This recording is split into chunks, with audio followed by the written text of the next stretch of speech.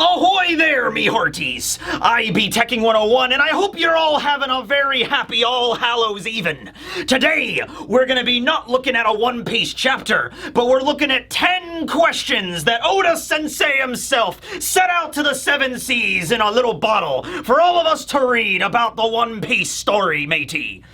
Yarg, I be king of the pirates! You can't see the whole pirate outfit. Hold on a minute. Let me just see. I have a pirate belt, and I have a pistol, and I have a little dagger. I have a little pirate dagger. It's rather ornate, as most pirate daggers tended to be, mateys. All right. So, yeah, no chapter review. We're still on break, but Oda has conducted an interview where he answered 10 questions. And we're going to be going over those 10 questions today. It's not quite an SBS. It's not like the Vivara cards. It's not like the data books. Some a little special. Little bit of a treat for everybody watching and reading along with One Piece to see what's coming down the pipeline. Little bit of glimpse into Oda's mindscape to see where this is going, all right? So we're going to be going over these 10 questions. Thanks very much to the translators here. We have Pew Peace, we have The Will of Marco, Inumaru08, and YQ1M. That's everybody there on the little watermark there. Okay, so the first question, matey. What do we got? When Luffy is using Gear 5th, he can pull a bunch of random stuff out of hammer space, basically, right? Like, he pulls out the baseball bat when he was going up against the Gorosei. He pulls off the goggles out of his hair, or like the goggles like mold out of his hair when he was fighting Lucci on Egghead. So what's the deal with that? Oda just simply specifies, he just gives like one sentence answer. It's the entrance into Nika's fantasy.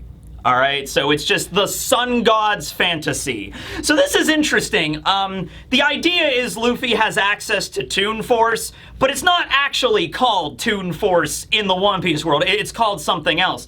So I'm getting the idea here, and this might actually be very relevant considering the Straw Hats were just trapped in a massive Lego city by road, and they were essentially stuck in an RPG.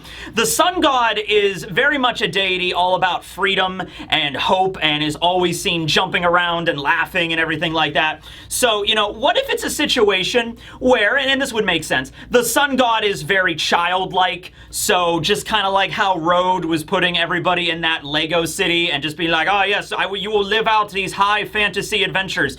What if the sun god is like that too?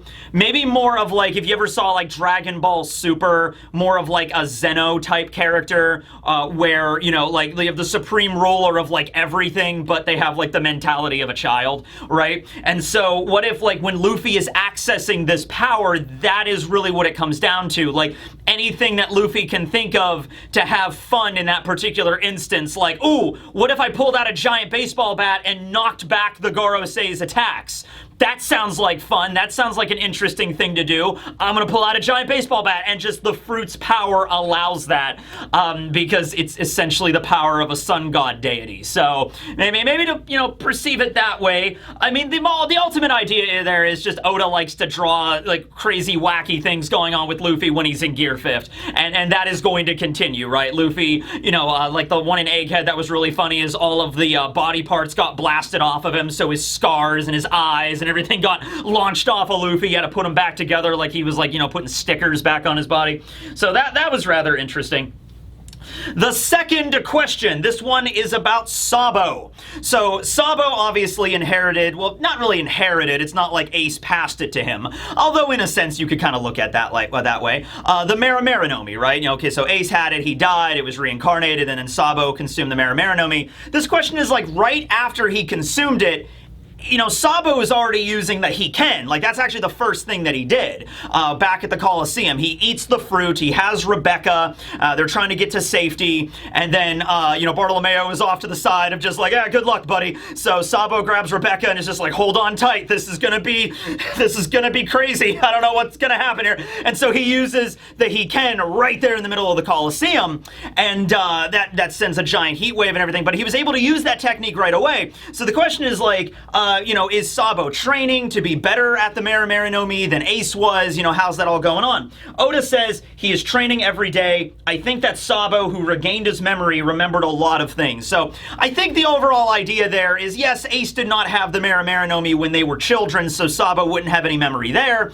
But after everything clicked, after the Paramount War, and he was reading the paper and he saw that Ace died, and he had that moment of like the moment in Death Note where Light Yagami regains his memories, like, oh god! It's like an influx of memories at once. I think Sabo might have remembered some things about Ace's fighting style and everything like that, and his personality and the kind of person he was. So when Sabo consumed the Marimari no Mi for the first time, it was like, okay, I instinctually am going to use Ace's signature move. And because they were sworn brothers and they knew each other for a while, and Sabo had those memories returned to him, then he's like, okay, I should probably be able to do this. But we have actually seen Sabo training with the Marimari no Mi, when he got back to Baltigo before Burgess, relayed the message to the Blackbeard Pirates and everything. We see Sabo training with the Marimari no Mi.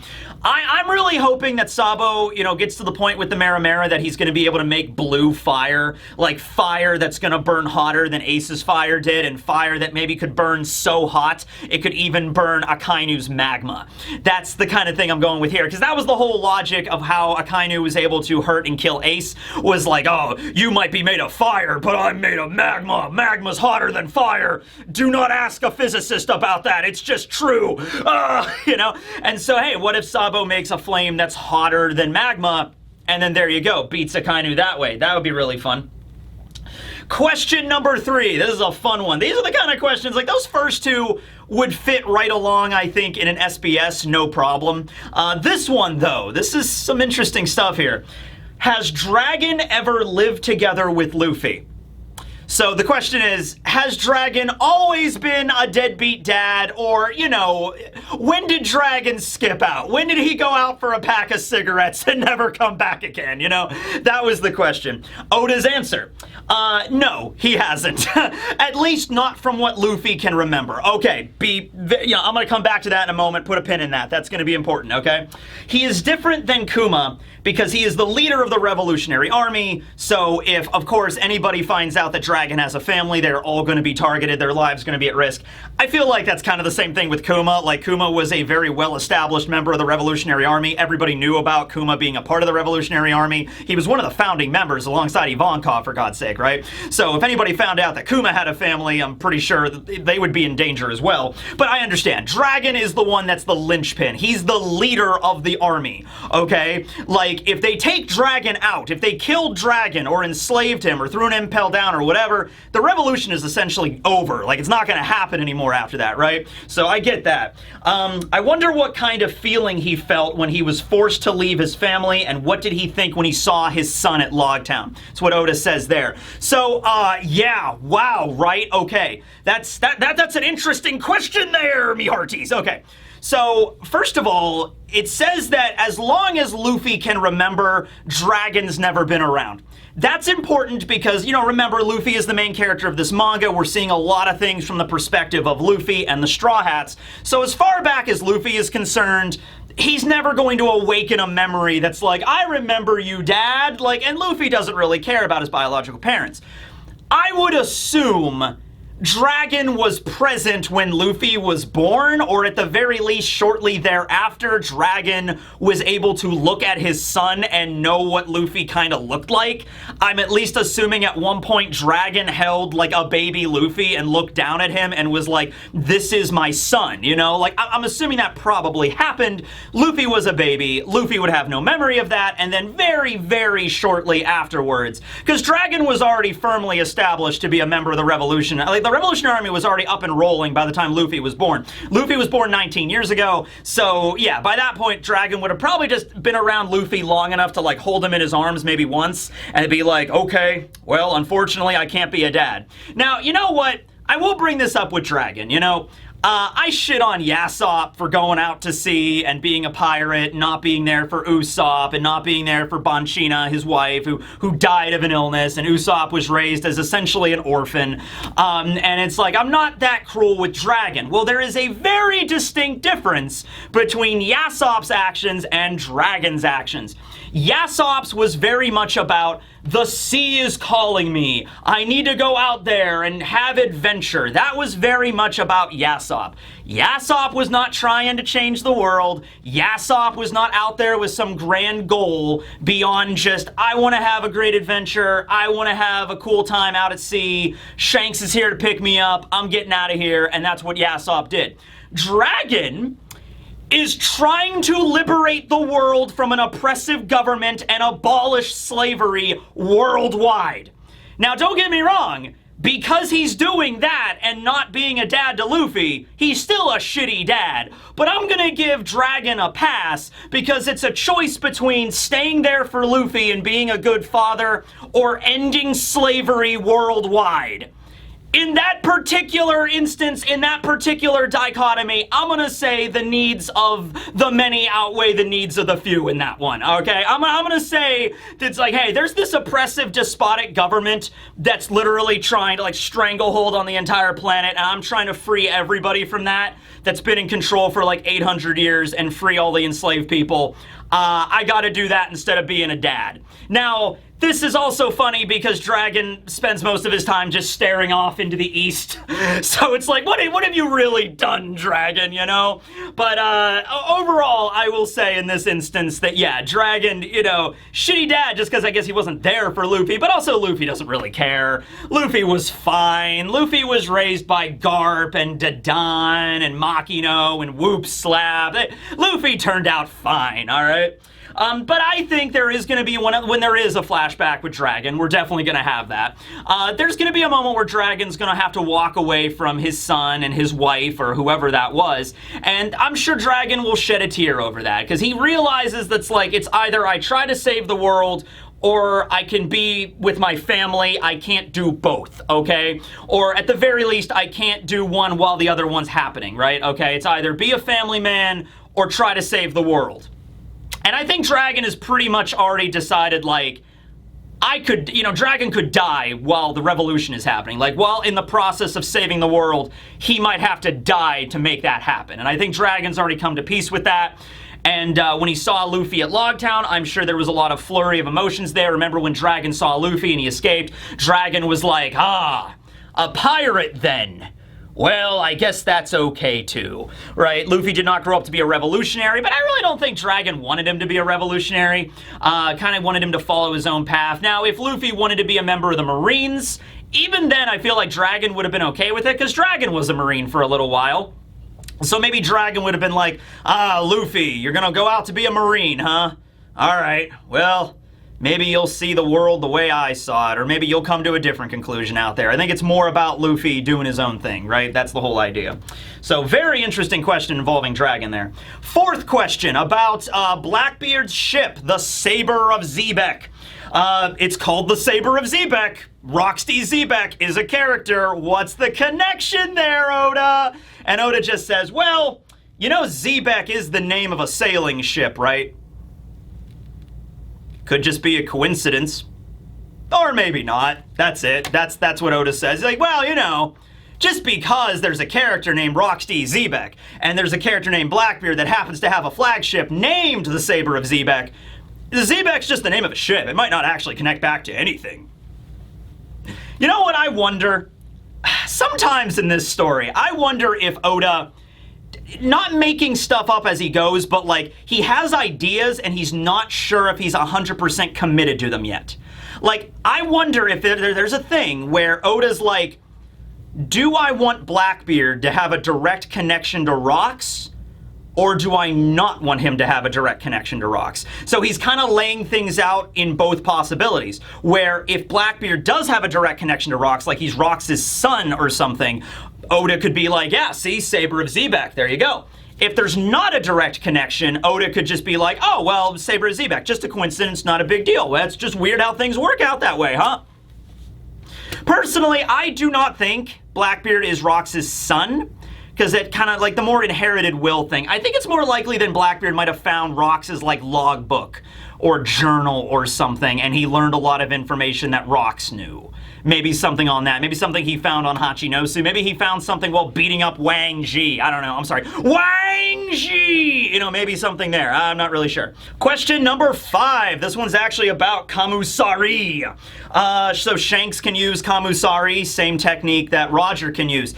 Is this a thing that Roger specifically taught Shanks, or is this something that Shanks kind of just imitated because Roger was his like father figure and he looked up to him and everything? And it's basically that. Oda says that you know, not everybody on Roger's crew could just mimic Roger's fighting style, right? You know, you can't just pick up a sword and use the Kamusari. Shanks was able to, though, because he looked up to Roger, and so, you know, he practiced with the sword, and later in life, Shanks was like, I want to use the same technique that Roger did, so I'm going to develop my own Kamusari, imitating kind of Roger's movements, and he was able to figure that out on his own. It wasn't like a thing where Roger took Shanks aside and was like, all right, Shanks, time you learned the Kamusari. This is the technique.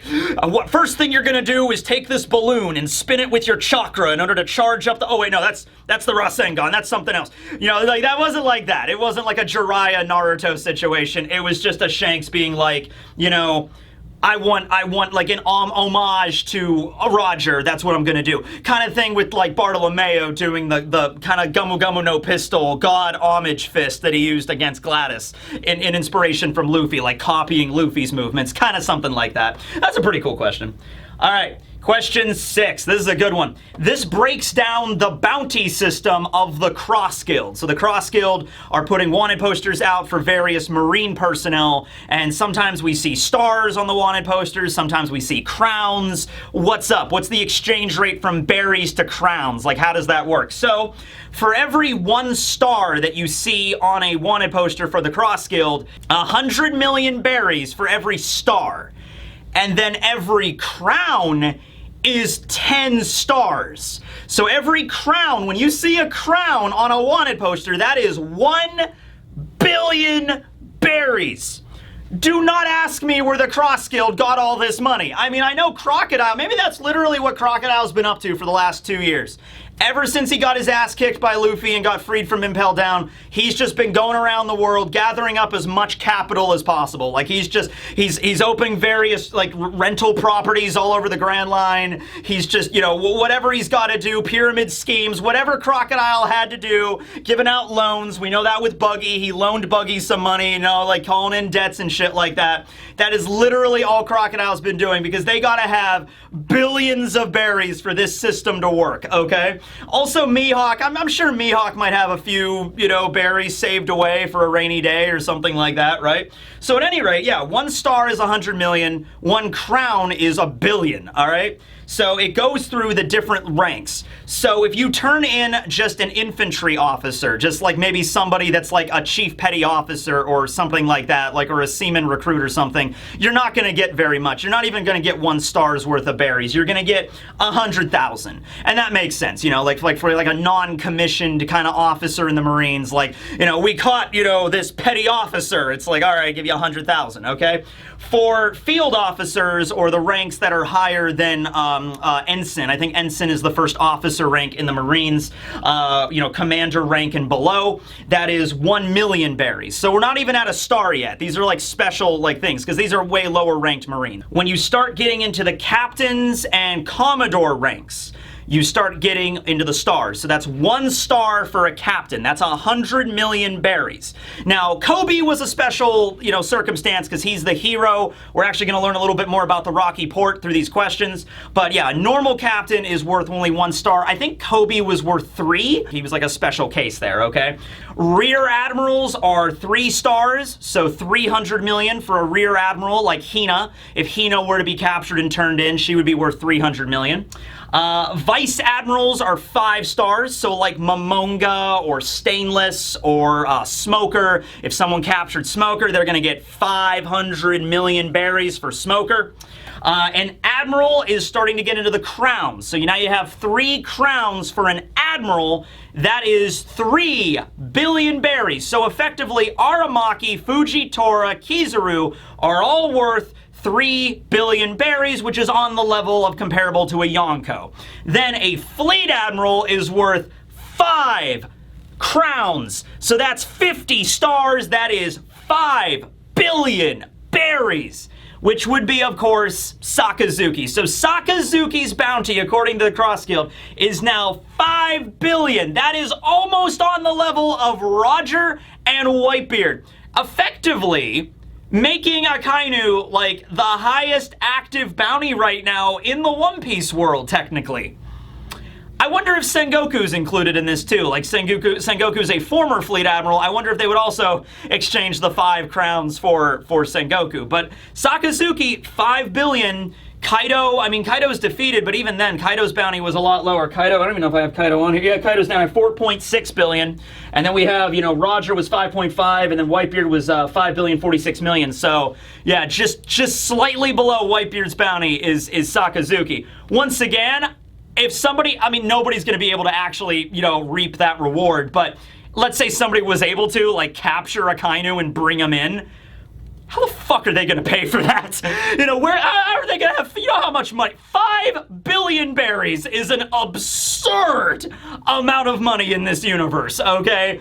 Even with Crocodile, like, scheming around for the last 2 years, I don't know, like Mihawk might have to sell Yoru in order to make that debt be settled, all right? Crocodile's going to have to look over to Mihawk and be like, how attached are you to that sword? You know, we might have to sell that sword to meet ends meet now. Didn't expect anybody to actually find Akainu and bring him in. That's, okay. So that's the way the cross-guild bounty system works. Pretty interesting, but raises some questions. All right, question 7. This one's about Kuzan. As the 10th ship captain of the Blackbeard Pirates, the 10 Titanic captain, what kind of work does Kuzan do, and does he have subordinates? This is something interesting because we don't really know any other named member of Blackbeard's crew. I think there were some ladies that were hanging out with Blackbeard once that they were like named, that are just like chilling out in his throne room. But other than that, we don't really know like any of the like lesser pirates. Like we know the 10 Titanic captains, like Pizarro and Augur and Devon and everybody like that. But do they have like vice captains under them? We do not know that. But Oda does say, yeah, he has subordinates. He's not the type to obey everything Blackbeard says. For Kuzan, being part of a pirate crew doesn't necessarily mean he must do evil deeds. It implies living freely. However, as a member of Blackbeard's pirates, he has also caused many casualties. So this is the thing with Aokiji that, like, it's a little bit of a moral dilemma here for him, right? Because it's like, hey, just because I'm part of a pirate crew doesn't mean I have to do evil things. It's like, yeah, Kuzan, I get that. I mean, the Straw Hats don't really do a lot of evil, but you're part of the pirate crew that is actively trying to cause the most amount of upheaval in the world. Like, Blackbeard literally kind of like wants to bring down the world government and cause chaos, and Blackbeard's goal is to like have pirate rule over the freaking world, like anarchy. It's very similar, well, I guess not anarchy, because there would be rules, but it's very similar to Kaido's perspective on this, right? And Blackbeard, I mean, I'm just throwing this out there, Blackbeard literally has the power of raw darkness that he uses. He's a very clearly evil dude, all right? And it's just like, hey, look, just because I work for Blackbeard, the guy that can literally harness the power of darkness for his own evil machinations, and he's constantly scheming and planning to try to drag the world into a pirate paradise, you know, I mean, I'm not going to do evil things. It's just like, come on, Kuzan. And it says directly here that he is responsible for killing people. A lot of casualties. I don't know if it means like innocent civilians kind of casualties or what, but Kuzan's actually having a little bit of a... He's got to maybe do some soul searching here. I don't really know what it's all about with Kuzan. It honestly feels like he should have just stayed like a wandering drifter. You know what I mean? Like he was white. You couldn't... It's like, he's like, oh, being part of a pirate crew means I can live free and die hard. It's like, but dude, you were already free. You left the Marines. You were wandering the world with your giant penguin companion. How more free could you get at that point? You could just do whatever you want. You didn't have to answer to anyone. You were your own boss. And you had a penguin companion, right? Just like, why not just stay doing that? Why sign up for Blackbeard's crew and start like, okay, well, I guess ostensibly I'll have to listen to some things that Blackbeard tells me to do, but like, I have to go beat up my old master, Garp. I'm like, all right, I guess I'll do that because Blackbeard will get mad if I let all these slaves escape. That's the other thing too! There were slaves on Hachinosu! And Aokiji specifically was like, yeah, if I let all these slaves escape and I let Kobe escape, who was also a prisoner, yeah, Teach is probably not going to be too happy about that, so I gotta beat up Garp. That's just how it goes. It's just like, what's up, Kuzan? What's going on with you here, man? You used to be cool, Kuzan. What's going on? All right, question 8. What kind of system is the World Military Draft that added Fujitora and Aramaki, who's Green Bull? Now, this is interesting because I just brought this up in the SBS video for 110 that we talked about yesterday. The World Military Draft, and we talked about the how Fujitora and Aramaki got taken into the Marines. So, like I said in that video, and you go back and check it out, it was not like a random draft or like a lottery or something with like people's birthdays. Like everybody born on April 24th needs to join the military now or something like that, right? It was basically the government going out and scouting the world because Oda clarifies that, hey, countries in the world have really strong soldiers in their own military. They are not pirates, they are not Marines, they are not government affiliated. They are private soldiers that are really strong in these particular countries and their particular militaries. So the government, after the Paramount War and after Sakazuki took over, was like, okay, we have some positions in the admirals, we need to fill those, so we're just basically going to go around and pick up these really strong warriors from these islands and these private military groups, and we're going to bring them into the fold and make them commissioned officers in the Marines. Maybe even make them admirals, and that's what happened with Fujitora and Aramaki. Oda also brings up that this draft also became the trigger for the 8-Nation Revolution that we saw with, like, everybody praising Sabo as the Flame Emperor and everything like that. So the government basically, this is what the government did here. The world government and the Marines walked into these islands and are like, who's the strongest soldier you got in your military? And they're like, that guy over there. It's like, okay, we're taking him into the Marines, let's go. And it's like, we kind of need that. Like, these are our, like, strongest soldiers. We need them for our military. Well, the Marines need them more. They're going with us. And then that started to weaken certain nations, and that started to kick off, the rebellions and everything like that. Now, Aramaki and Isho's particular situations were a little different. So Isho was a former military chief, or like a general for a kingdom, and then that kingdom got destroyed, and then Isho was branded a war criminal, ended up on an island, incurred a gambling debt, and became a bodyguard, and like a really strong bodyguard, and that's how the government found him and recruited him in the Marines there. Aramaki was in prison when the government found him. It's just like, who's the strongest guy on this island? I guess it's that guy in the jail cell. By the way, Aramaki stated that he has not eaten anything in 3 years, which would imply that he had the Mori Mori no Mi before he became a Marine, not after. So he already had the powers there, which makes sense why he was also promoted so quickly to Admiral, right? It's a really powerful Logia. And that's how they ended up getting recruited. But I'm sure there was a lot of other really strong soldiers that got recruited into the Marines and commissioned as officers, taken, kind of like poached from these other militaries all over the world, and that weakened these kingdoms. So that's a very interesting, I love that as a world building question to establish a little bit more on, like, just how these worlds and kingdoms are in balance with the world government as like one ruling entity. Question 9 is the most extensive, so we're going to skip to question 10, tackle that one first, and then we'll end it out with question 9, okay? Because question 9 is about the Rocky Port, and it's crazy. Question 10 is pretty simple.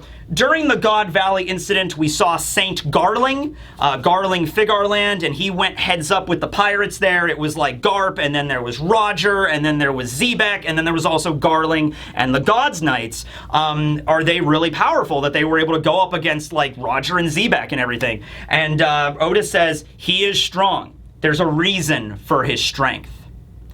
Now, when he says that, you want to just immediately jump to like, oh, well, Garling might be really good at hockey, or he might be, he has a devil fruit or something. I don't think he has a devil fruit, but we already know that Im can share some of their powers with the Gorosei, and Garling is a member of the Gorosei right now. However, what if Im also is capable of giving out some of their power, maybe not on the same level as the Gorosei or turning into yokai monsters, but Eam can impart a little bit of their power to the Gods Knights. Because the Gods Knights are like the Holy Templar Knights of Marijois, right? So they gotta be really, really powerful. And the way that Oda says that, like, there's a reason for his strength. Like, there's something else going on here. It doesn't, maybe it's not hockey-based or devil fruit-based.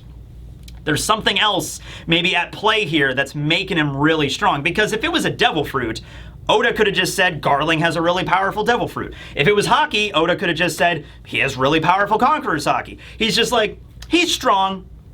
There's a reason for that. All right. And I mean, I guess you could also say maybe he's Shanks' dad, and so the Figarland family maybe was, hey, maybe it's a thing where a lot of the original families were given power by Eam like 900 years ago, or 800 years ago, I guess, when the government was formed, and like through the generations they kind of maintain that power. So maybe Shanks is like, maybe part of the reason Shanks is so strong is he has a fragment of like Eam's power in him from like generations ago. Like everybody born into the Figarland family, or maybe only certain people born into that family are going to have like powers, and they get rose to the status of God's Knight or something like that. Yeah, quite possible, but let me know what you think. Now, question 9, final question. Please tell us about the Rocky Port incident that became the cause of Kobe being hailed as a hero. So this is a crazy incident that occurred on Hachinosu. It involved Law, it involved Blackbeard, it involved Kobe, it involved a mess of civilians, and it involved Wang Ji, or Ochoku, okay? So, Oda says that the way this worked is, Law at one point heard, and this is, I think, before Law became a warlord during the time skip, because the reason he became a warlord was because he sent the 100 hearts to the Marines. I think this took place before that. Law heard that Hachinosu had a very rare poneglyph on it. An important poneglyph. Does not say road poneglyph, it just says an important poneglyph.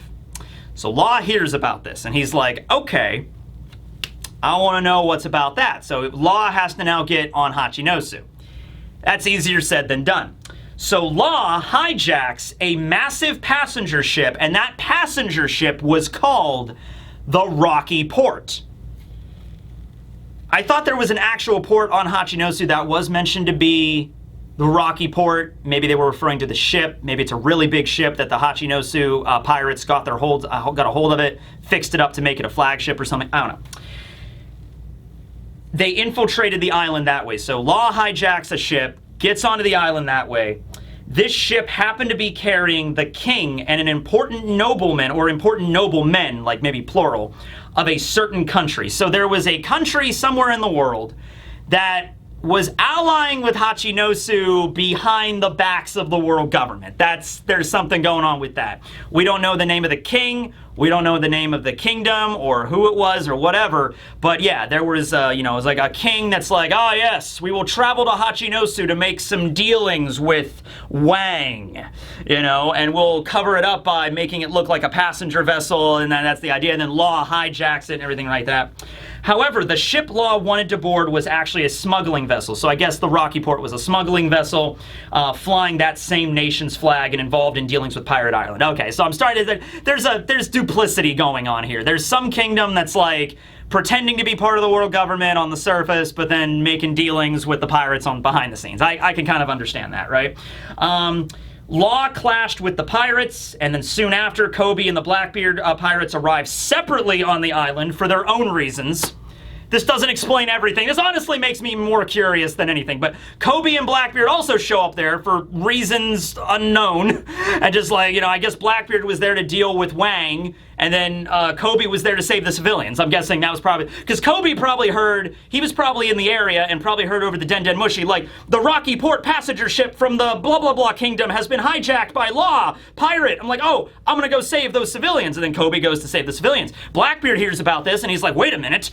Law is hijacking a passenger ship, kingdom, Hachinosu, Kobe. This is my chance to take out Wang and take over Rox's old island. Let's go, men! Zay ha ha ha! Alright, so that's probably what happened with that, at least I'm assuming.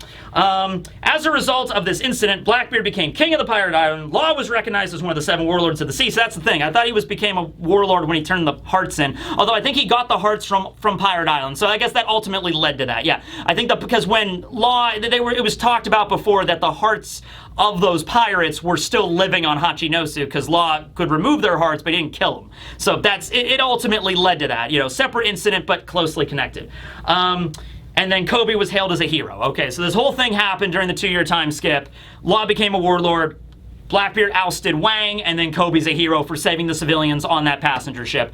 Still a lot of this that we do not know, that we need to unpack and look into and all that. But that's, I guess, the general gist of the Rocky Port incident. Oda also goes on to say, explaining this would maybe take a little too long, and I don't think this will be depicted in the main story. So, probably not going to see a lot more about the Rocky Port, but maybe when we get a flashback with Wang or something, it might be mentioned tangentially off there. But anyway, those are the end of the 10 questions that Oda has, deemed us worthy to receive. Some of them were more of like SBS-based kind of questions. Others were a little bit more in-depth, and that one about the Rocky Port, certainly interesting. The one about Shanks and the one about the Cross Guild was very fascinating too. But yeah, let me know down below which ones you enjoyed and which question would you ask Oda if you had that distinctive privilege. So anyway, once again, thanks to Pew Peace and The Will of Marco and Inumaru08 and YQ1M for these translations and whatnot. Thank you for watching One Piece. The chapter will be back next week. Thanks for watching, everybody, and I hope you have an all good All Hallows Even. Yarg, me hearties.